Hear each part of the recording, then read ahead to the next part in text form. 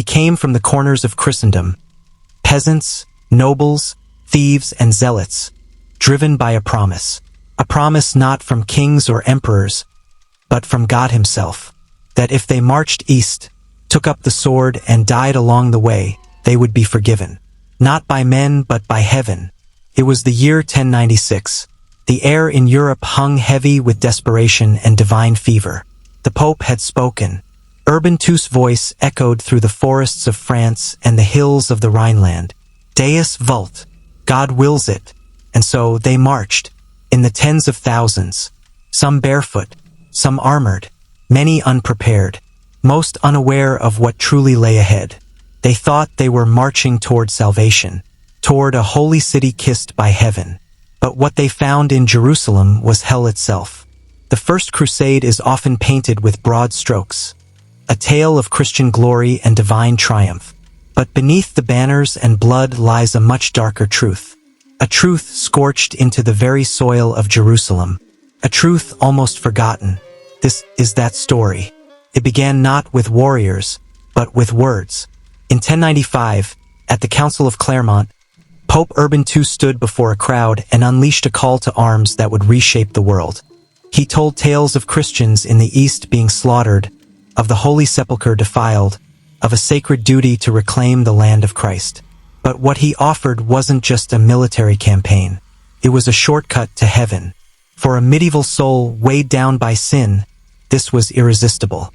No purgatory, no penance, just a sword, a journey, and a martyr's crown. Entire villages emptied overnight. Lords abandoned lands. Serfs abandoned plows. Even criminals facing the gallows were set free, so long as they joined the crusade. Some joined out of faith, others for adventure, and many for loot.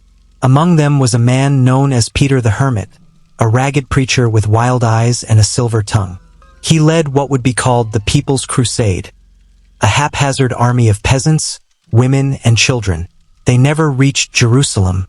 They were slaughtered in Anatolia, long before even seeing the Holy Land.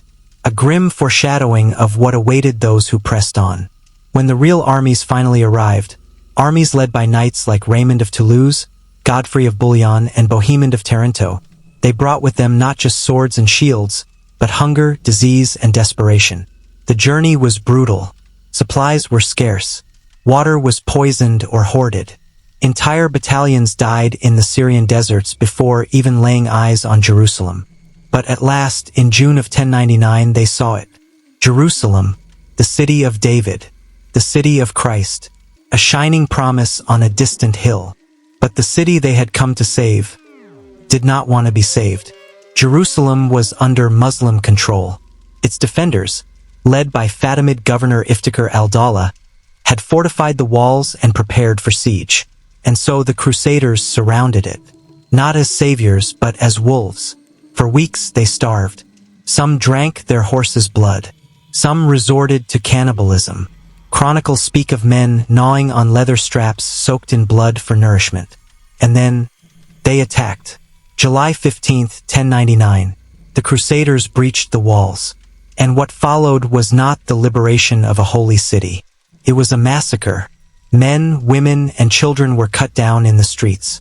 Jews barricaded in synagogues were burned alive. Muslims were slaughtered in mosques. Blood ran in the gutters knee-deep, as some chroniclers claimed, though we must remember, they may have exaggerated for effect.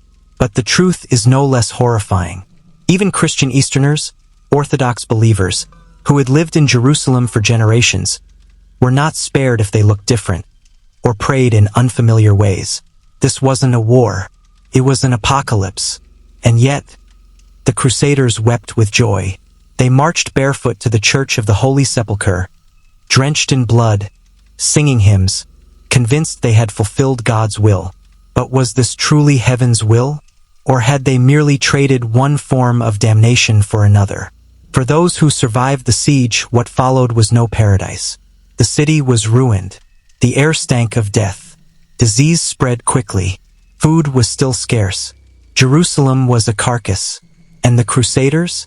They were vultures. A kingdom was declared, the kingdom of Jerusalem. But it was a kingdom of ghosts. Its rulers fought each other. The land never knew peace. And within a century, Jerusalem would fall again to Saladin. All of it, for what? For a few fleeting years of control? For a misguided promise?